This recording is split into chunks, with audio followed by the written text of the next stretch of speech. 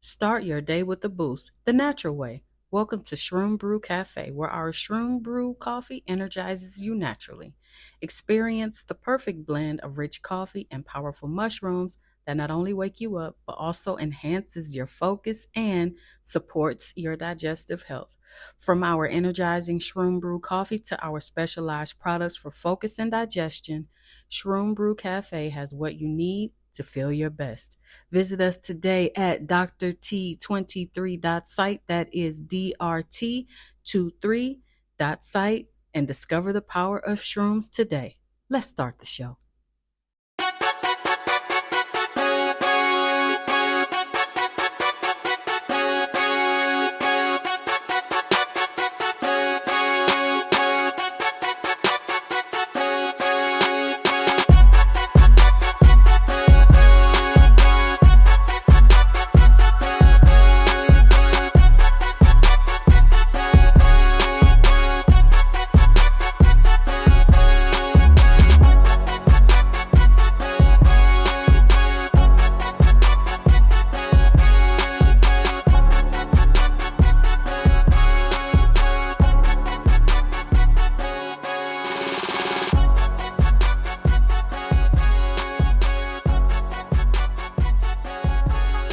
It is time for our Fast Break mini episode. Don't forget to like, subscribe, and share this podcast. And don't forget to tell someone to tell somebody else to join. A win is a win. Thank you all so much for running up the numbers. It's greatly appreciated to everyone who subscribes and listens. But go ahead and hit that subscribe button if you already haven't, and hit that like button. And it doesn't even cost you a dime. And guess what? Go ahead and hit that notification bell as well so you know when a new episode drops. While we are gearing up for the next NFL season, there's another topic that we need to be gearing up for. Yep. And that is this year's election. And while this is a sports driven podcast, we still have to talk about and discuss the nature of the things that are happening within our complicated country. So while we are in the mindset of preparedness, let's prepare ourselves not only for, again, that football season that we're all anticipating, but we need to be prepared and well informed about what's happening on November the 4th of this year. And as we all know, Joe Biden stepped aside and dropped out of the race for presidency. And now we have Kamala Harris, who will be running against Donald Trump. But I want to say this. A lot of times there's a lot of rhetoric in the media, whether it be on social media, whether it be directly in the news. And a lot of times, you'll come across a post on Instagram, or you may come across a post on TikTok, and you're looking at what people are putting out there. And there's always an agenda behind something, okay? Whether that something is to get information out there and make people aware or deter you. And there's one subject that continues to come up, but there's a lot of misinformation around it, specifically given by the Republican Party, and that is Project 2025. And it is not something that is new necessarily, but it is an initiative led by the Conservative Heritage Foundation, and they aim to lay out a detailed blueprint for a future conservative administration in the United States. A conservative administration in the United States. Now, that plan is designed to be implemented if a Republican, particularly Trump, right, wins the 2024 election. Now, a lot of people have gone online and they're simply telling you, do not get Trump into office. Do not elect him into office because it is a bigger agenda. And he continuously says that he doesn't know about or stand behind Project 2025. But, one of the big wigs in the Heritage Foundation is part of his circle. Yeah, let that sink in for a minute. And as I said before, it's not an entirely new initiative, and it builds on a long-standing tradition of heritage that, you know, I guess it's like providing detailed policy guidance for conservative administration.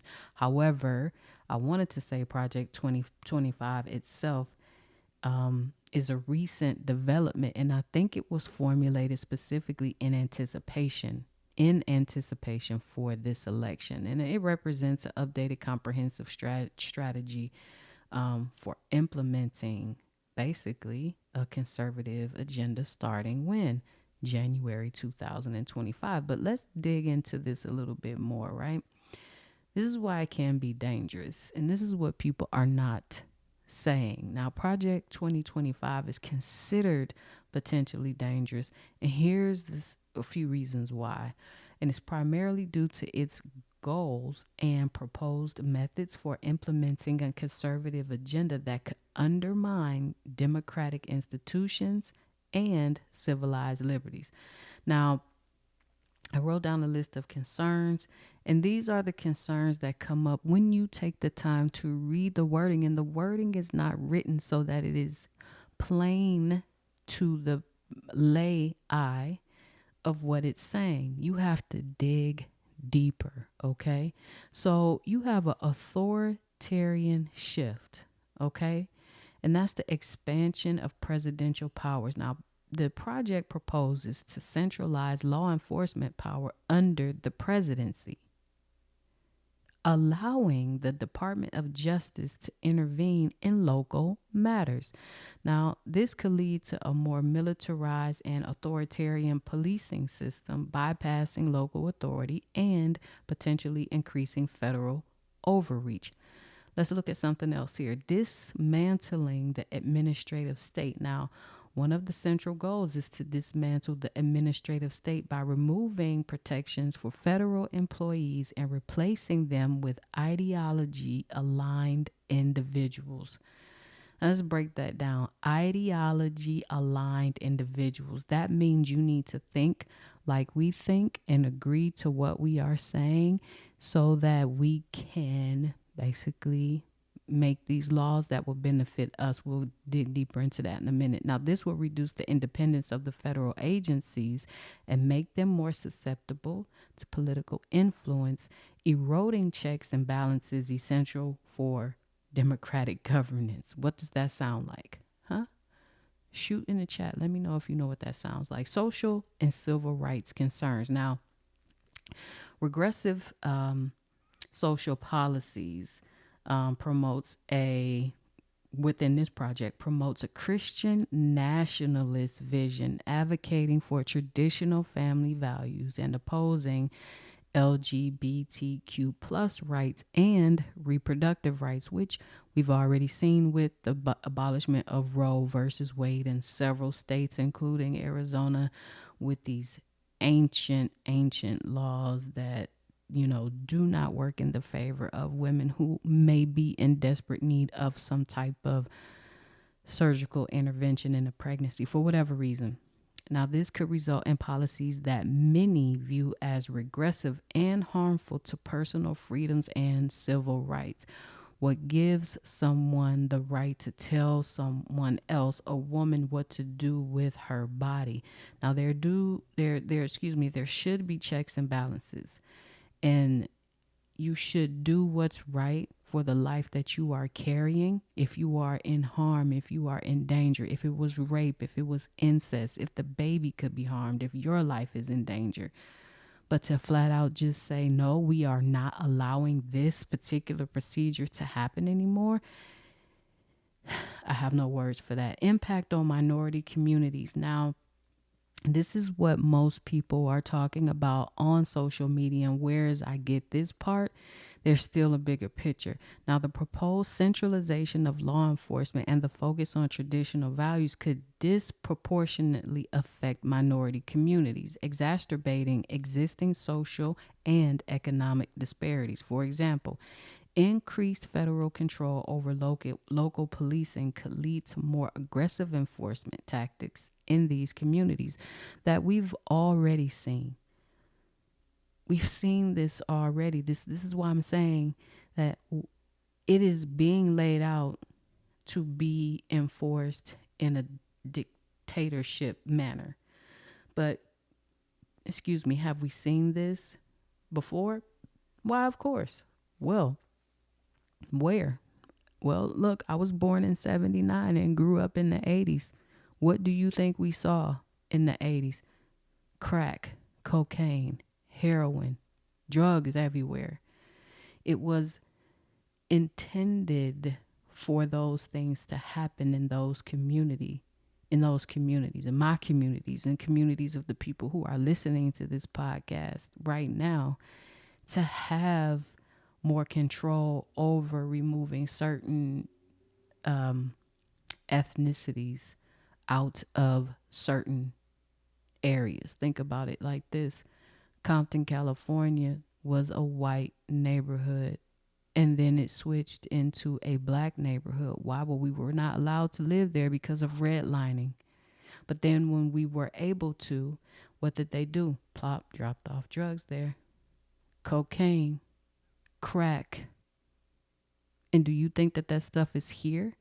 No. So the impact on minority communities, I get that part of it. And yes, it is a big deal, but that's just not the meat and potatoes of it. It is a threat to democracy. Now, cities argue that Project 2025 structural and policy changes could create an authoritarian state by massively expanding presidential power and aggressively promoting conservative Christian values. Now, this shift could undermine the rule of law, civil rights, and separation of church and state, essential pillars in the American democracy. Now, what does that sound like? I'll give you a few minutes. That sounds exactly like a dictatorship. It sounds exactly like what Trump has already put in place. He has gotten immunity from doing anything in the White House as president. That's the first thing. And then he strategically placed Supreme Court judges when he was in office. See, what I said before and up until now was he had an agenda when he was in office to place these particular people there so that it would work in his favor for later. That's why it's important to get out and go and vote for your local community elections, mayor, governor, all of the different positions within this in the city. Where do you think electoral college votes come from? You have your popular vote and you have that vote. So when it's time to make those decisions and it's time to vote, you can't argue about what's wrong in your community and in the United States and the state of our democracy if you're not exercising your right or using your voice to go and try to make a change. Notice I said try. Now, partisan federal workforce. Now, this is going on by purging the federal workforce employees deemed non-aligned. Listen to this. You are deemed non-aligned with conservative principles and replacing them with vetted conservatives. The project could politicize the federal government. Now, this move would compromise the neutrality and effectiveness of federal agencies. Basically, we are going to wipe out every single person who's not going to agree with how we're going to run the government. That's basically what it's saying. That is a dictatorship. If you are sitting in a federal job and your mindset, your forward thinking, your progressive thinking isn't in alignment with conservative principles, you will be replaced with someone who says, yes, ma'am, no, sir, you're right, okay, let's do it, this works. That's why I'm saying that this is a bit more dangerous than what people are just spewing out on social media. Now, while Project 2025 on the surface, listen to me, they wanted it to be as though it would create a cohesive and effective conservative administration. Its proposals raise significant concerns about the future of democracy, civil rights, and social equality in the United States. Now, the potential centralization of power combined with its conservative social agenda has led to many, including myself, many to view it as dangerous and a shift towards authoritarianism and a threat to the pluralistic values that underpin American society. And this is what we need to do. You need to do your research. Don't just hop online and listen to what people are saying. Don't hop online and say, oh, someone put this TikTok up and, Project 2025 is, it's not what people are saying it is. It might actually be a good thing. Do your own research. You can go into the Britannica website. You can go to the Democracy Docket. You can go on these particular sites and read the entire project for yourself. The State of the Union depends on how loud our voices are and how active we are during the election and saying we are not going to give up our democracy. We are not going to shift to a dictatorship.